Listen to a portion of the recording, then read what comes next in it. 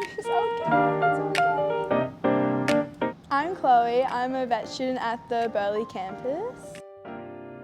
I just wanted an environment where I wasn't stuck at a desk all day, like doing a 9 till 4, 9 till 5. And I think like with healthcare, like especially with the shift work, you're not just like stuck in one spot. Like it's new patients, new treatments, everything. It's not the same.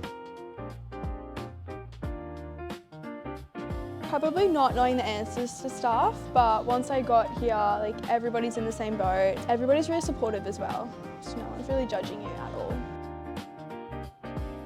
My favourite experience so far has been learning how to take manual blood pressure.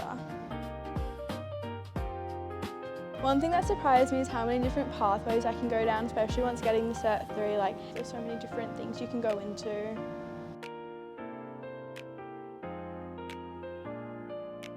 Advice I would give is be prepared to try and learn all the different acronyms, all the different theory-based stuff, but it's really fun and hands-on, so do it. Once I finish studying at APC, I want to go and do event work while I'm still studying, so I want to go and study paramedicine at Griffith.